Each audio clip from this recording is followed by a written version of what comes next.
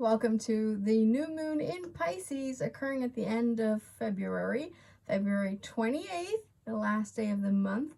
We have a new moon in Pisces occurring at 9 degrees. This is the fifth and last consecutive new moon occurring at the 9-degree point. Thank you for Hannah for pointing that out months ago. And so we've had a new moon in Scorpio at 9 degrees. We had a new moon in Sagittarius at 9 degrees. We had a new moon in Capricorn at 9 degrees, new moon in Aquarius at 9 degrees. And now we are at the final fifth new moon at 9 degrees. 9 degrees generally is a Sagittarius degree, as I understand. So we have to add the flavor of Sagittarius to this storyline. Now, a new moon is of course a fresh start of at least 6 months until the full moon in Pisces in 6 months time, which actually will be an eclipse. So the coming 6 months are crucial and is part of a very bigger storyline of the eclipses of 2025. So in 6 months time, we will have the, I think, total lunar eclipse in Pisces, I think September 7th at 15 degrees of Pisces. So this plays into that. It means that anything you plan, start, activate from this new moon on will have strong eclipse energies. And in 6 months time, it will be like, I mean, you know, how the social media is possessed with manifestation. This is a turbo manifestation point because you're working with eclipse energies, and those tend to be fast with lightning speed and with divine intervention, protection, and direction. But that always happens with Pisces anyway, because the 12th sign of the zodiac is all about divinity, faith, belief, imagination, co-creating with the ultimate source of all there is. It's about turning inwards, introspection, intuition, so that you are in tune with yourself and all there is. So you have the excellent guidance to go after goals that are not just earthbound, but are energetic, and comes from an understanding that everything is connected, interrelated, and everything is like a ripple effect in water, that one choice, one movement, one decision ripples out until infinity, as always goes in the cosmos, as quantum science shows us. So this new moon is potentially very, very significant. So a new moon is the birth of a new, fresh energy. It's seen as a portal for new opportunities, new possibilities, to be able to bring more of that energy into your life, which in this case is Piscean of nature. And so this is an excellent moment, yes, for manifestations, for rituals, for wish statements, for anything co-creating your reality. Of course, by looking at the chart, we'll know what more details is at play here, what more ingredients we have to this concoction of creation. First of all, of course, Pisces, like I explained a little bit, is the romanticizer, the idealist, the spiritualist. It's about imagination, about visualization. It's about elevation, transcending, overcoming, uniting, inspiring. And also it's very much about letting go, surrender, trust, faith in the divine, in your soul's journey. It's about releasing completion. When it's at a Sagittarius degree, as is in this case, you know, it kind of intermingles almost perfectly, because Sagittarius is also very much about belief, about faith, about imagination, um, about co-creation. And interestingly, in the chart, we see the same, because the new moon, which means that the sun and moon are together in the sky, are making a 90-degree angle, which is a square and is considered a tougher aspect in astrology, to Jupiter. And Jupiter is at 12 degrees of Gemini, and Jupiter is the former ruler of Pisces. So these energies are not foreign to each other. Jupiter is at 12 degrees, which is a Piscean degree. The new moon is at 9 degrees, which is a Jupiter degree. So normally these two energies are very harmonical, very understanding of each other, expanding all the juju, all the juice, all the grandiosity of Pisces, which is also not just spiritualism and co-creation, but it's also the creativity, which is the co-creational aspect.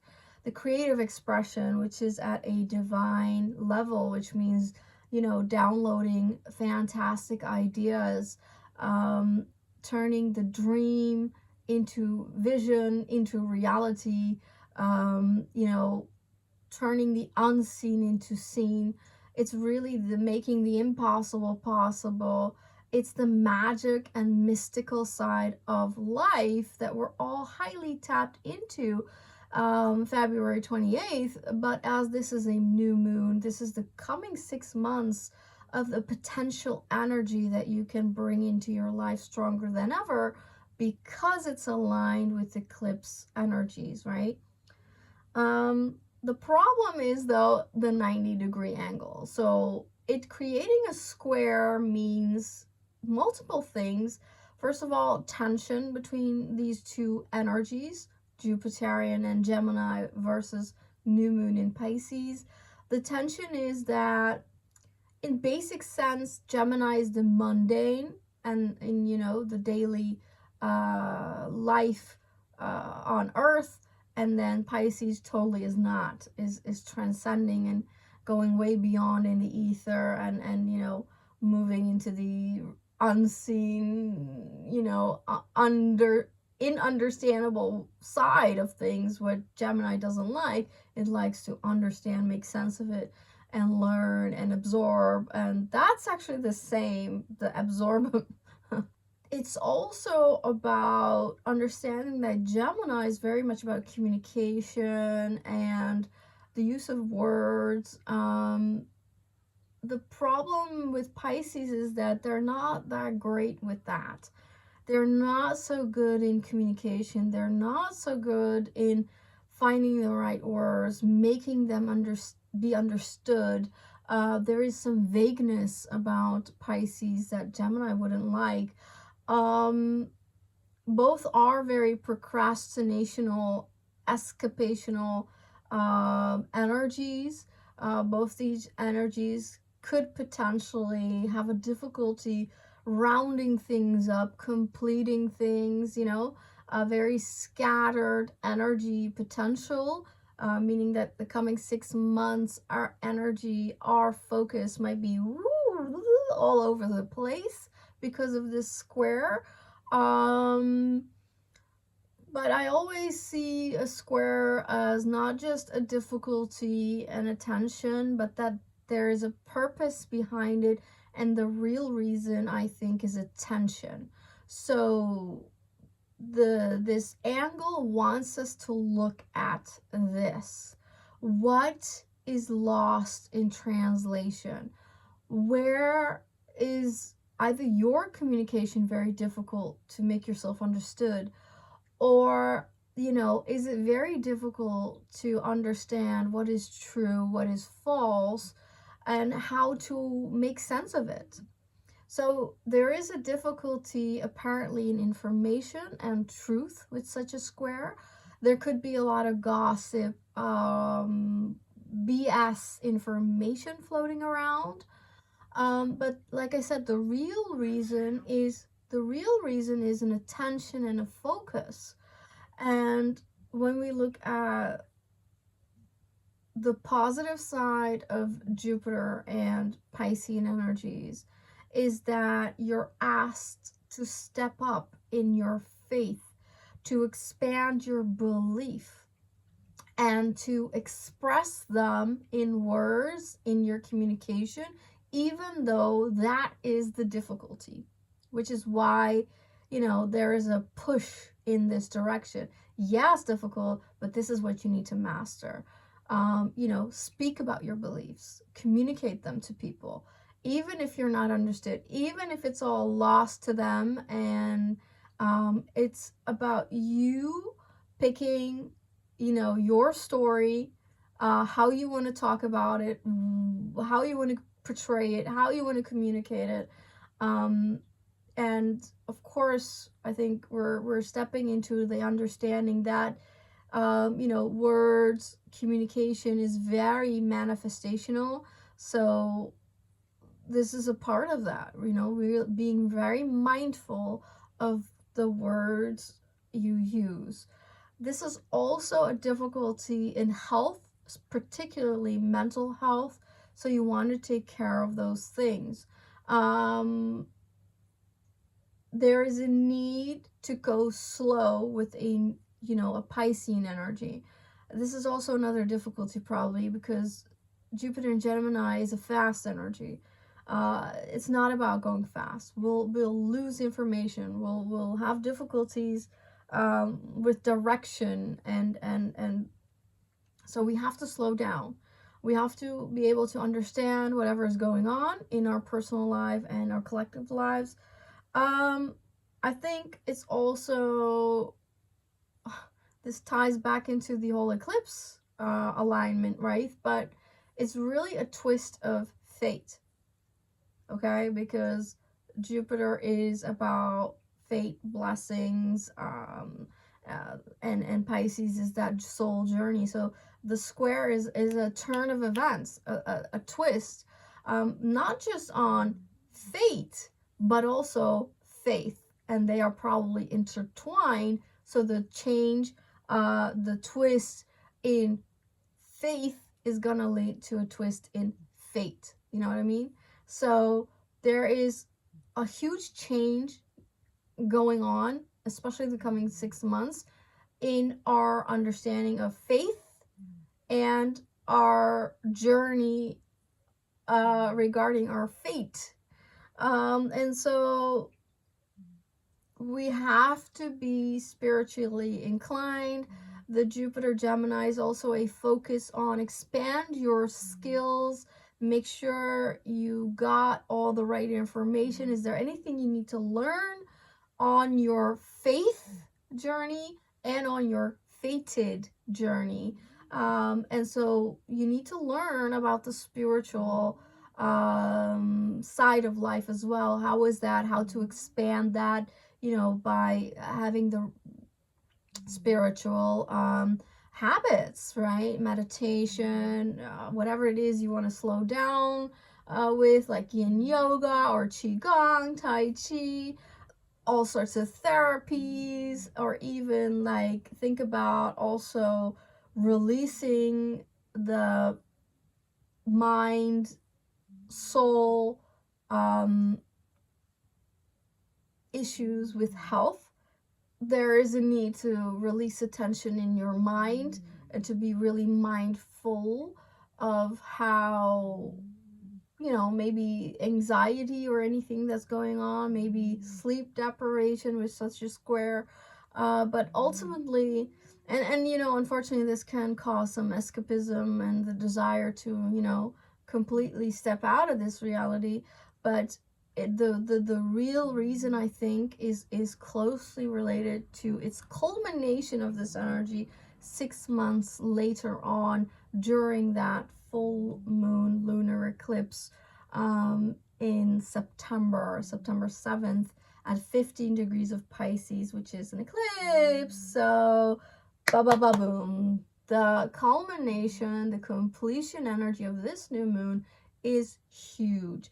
And the square to Jupiter is just hopefully the push in the right direction, meaning that we need to take care of our mind, we need to understand our soul's journey, and we need to expand our faith, our beliefs, our, enhance our imagination capabilities, focus on our visualization, focus on the hope, focus on our dreams, to not give up, but to actually become stronger in the faith element.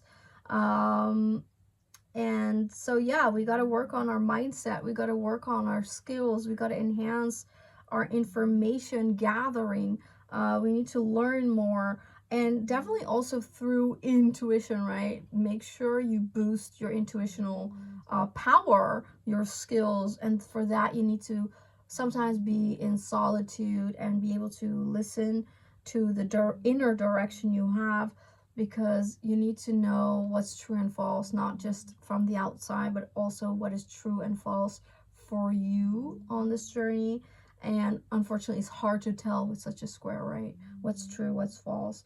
And it's interesting, with this square, I got the first song that I got is "We Gotta Have Faith, the Faith, the Faith." Remember that song from George Michael?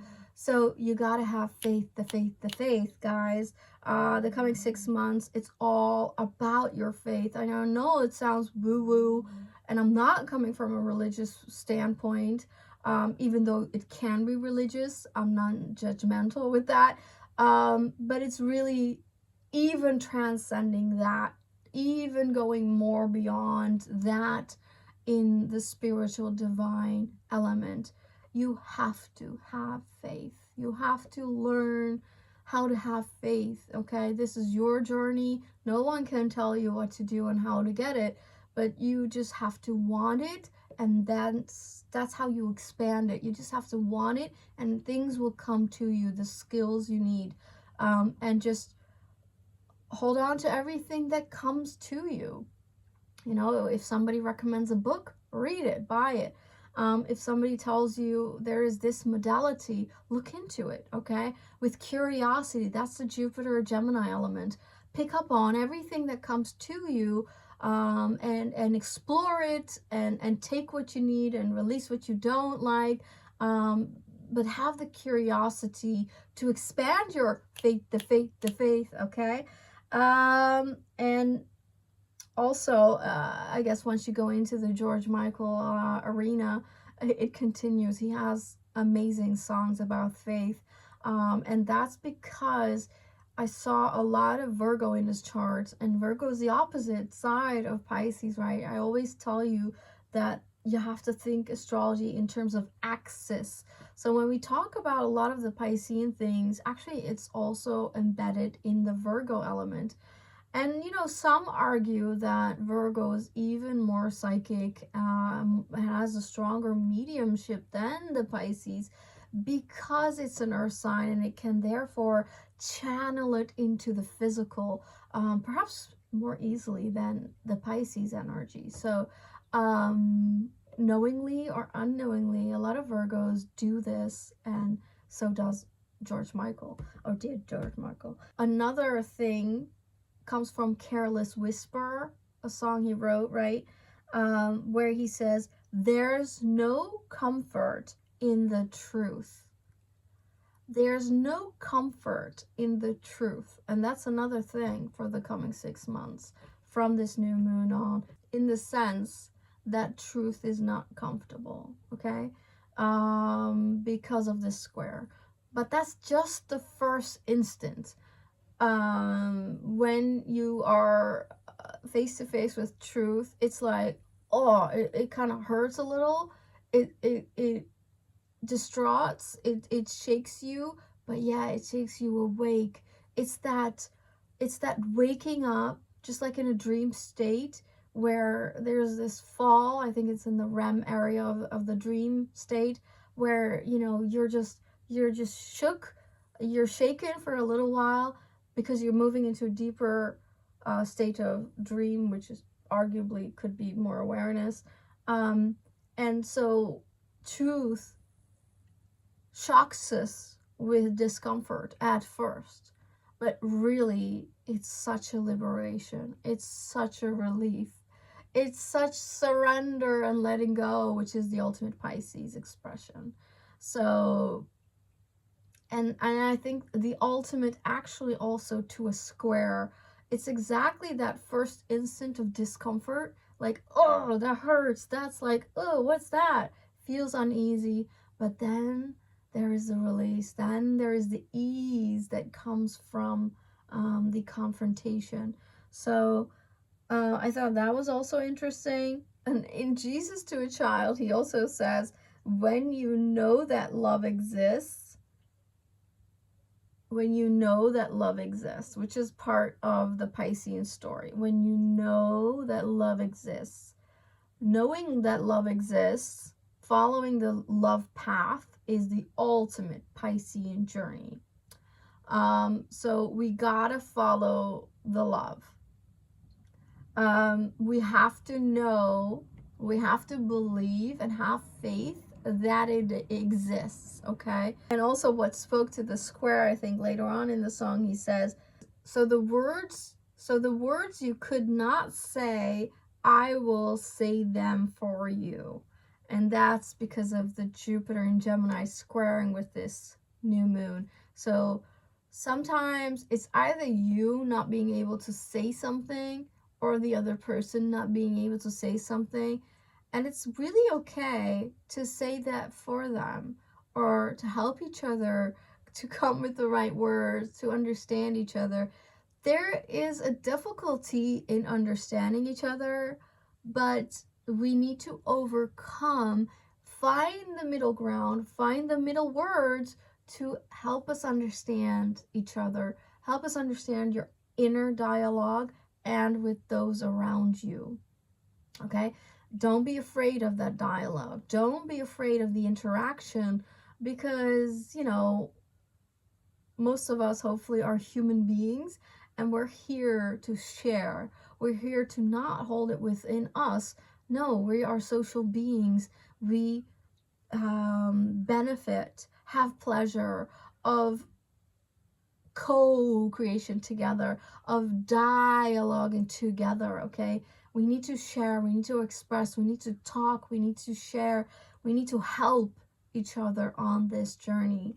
So that's the only aspect, really. New moon square Jupiter in the chart. Of course, then we look at the ruler, which is Neptune. Now, first of all, there's a whole stellium or a train in Pisces, right? A whole lot of planets and points.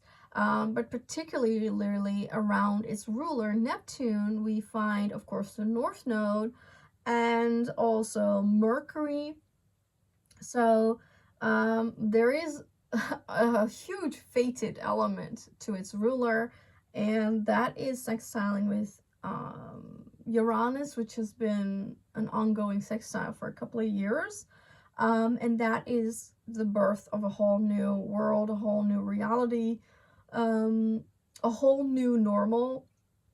And we have to, again, have faith, belief, and imagine a new world that we want to build, an innovative, liberated reality, and there's a lot of magic with Uranus and Neptune. When you look at when these two were discovered between 1700 and 1800, there was a huge revolution in history.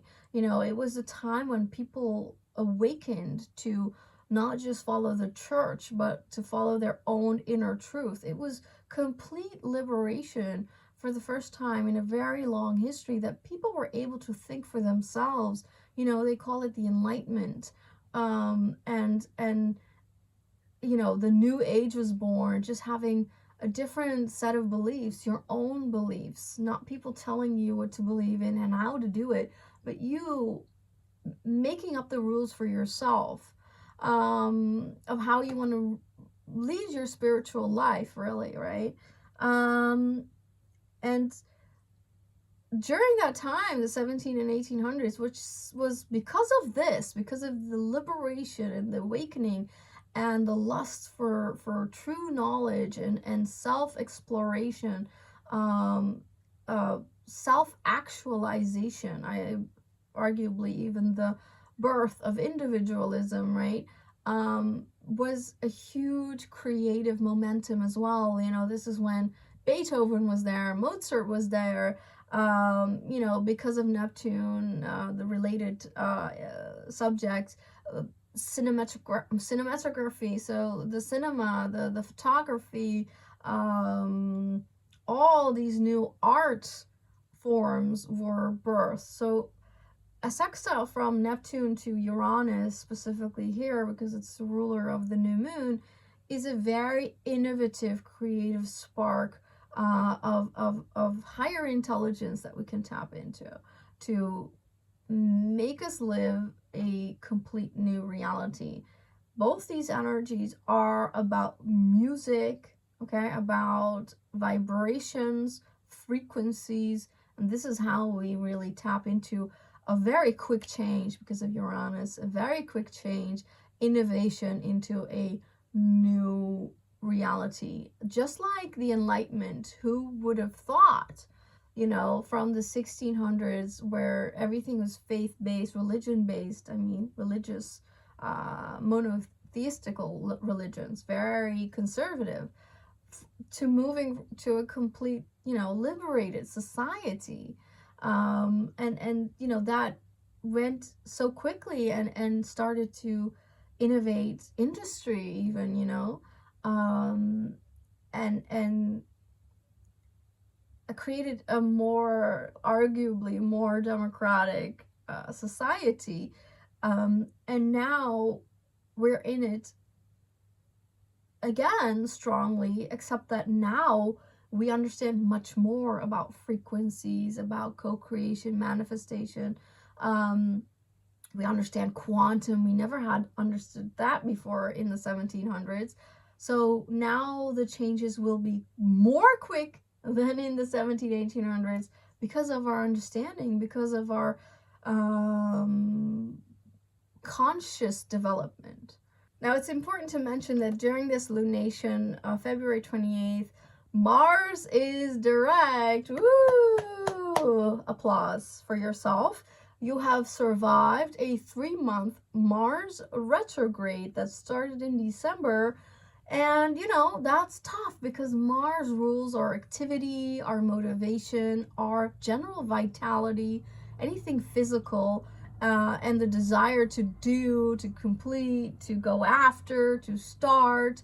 So, you know, our ambition, our motivation was very low.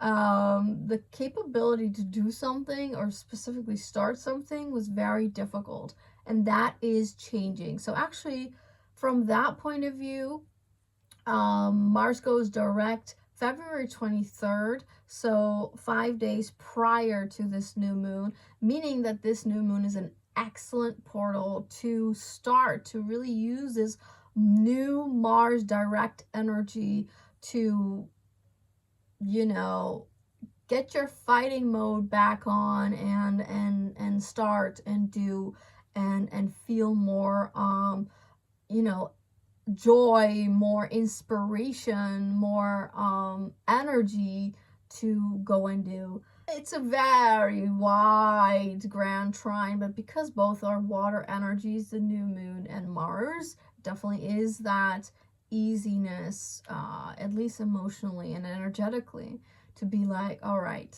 I'm feeling the momentum to do, to start. So excellent energy to use during this new moon because Mars is direct. Yay.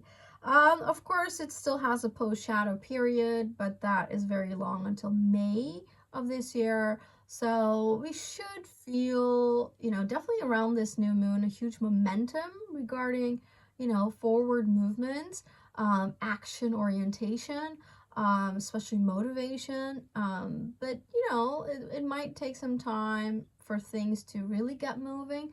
This is because, and another reason why to definitely use the momentum of this new moon, because the next day, March 1st, right after this new moon, we have Mercury starting its pre-shadow period.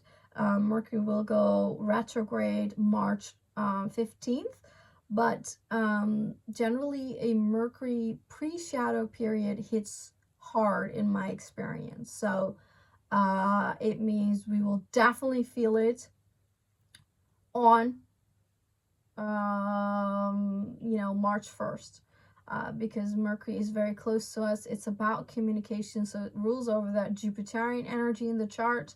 And so things go haywire when it goes retro, okay? We're just not focused. We are off with our information. We can't see details. Our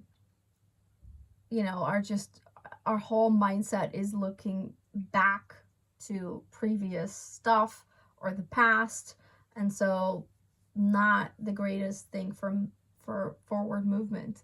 But thankfully, hopefully, chronologically, it's right after this new moon. So chronologically, we have a day off during this new moon that we should definitely use. So March 1st, pre-shadow period starts of Mercury starts to slow down, but then the next day, March 2nd, we have the Venus retrograde starting. So another slowdown, and Venus will represent, our understanding of beauty, femininity, female subjects, finances, anything about values and worth, and of course relationships. So matters of love and self-love, and decoration and how we look and all of that. So when Venus goes retrograde, these subjects are under stress, and are also not at potential level. So when there's a retrograde, it's just very not necessarily advisable to start new things or make huge changes in your life, as generally you will not be satisfied with the results once one of these personal planets goes direct. The only exception is that when you have a retrograde in your own chart. So I have Venus retrograde in my chart. So for me, it should be an easier energy. It's an energy that is familiar to me.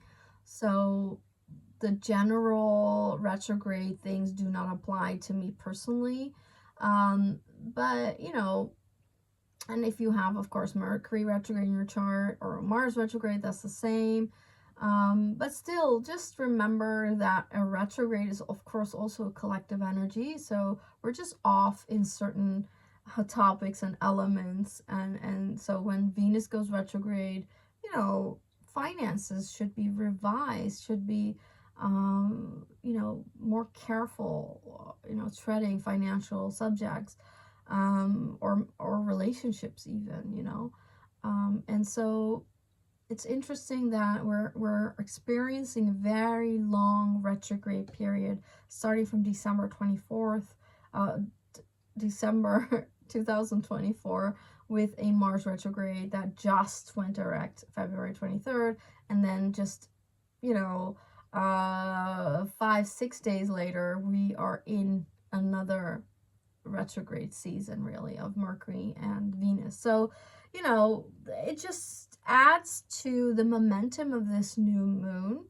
that there is just 1 or 2 days where you can use a retro-free period for a very long time. So remember that this Mars recently going direct is making 2 aspects that we might mention.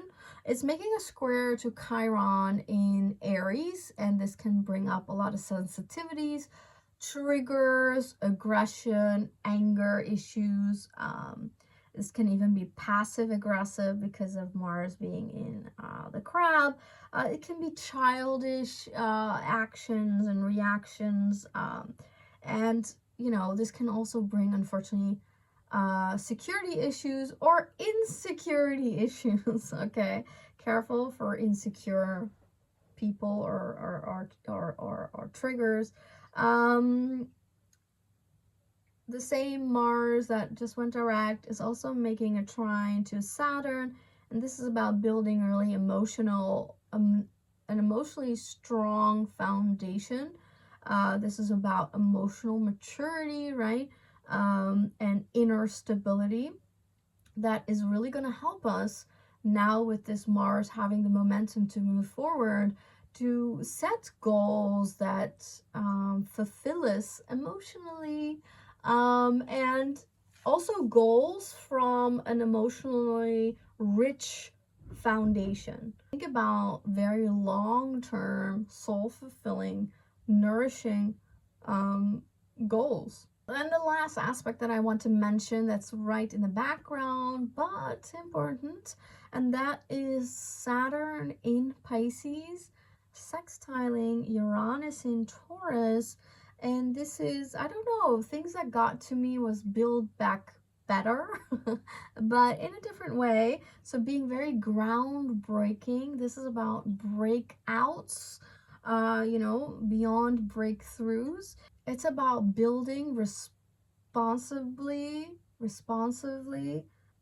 This is because of Uranus sudden shifts, but with long-term effects because of Saturn. So it's really about challenging the status quo, breaking out, breaking through, liberating yourself, liberating from structures, doing it your own way, but still using the positive aspects of Saturn and Taurus, that it's about determination, focus, and long-term goals that we can swiftly move ourselves into because of, I think, all of these other energies that are going on in this chart as well. So keep in mind all of this information when you're making, your wishes, your goal setting, your manifestation rituals for this new moon. Remember that it's an important portal because it's smashed right in between retrogrades of the personal planets.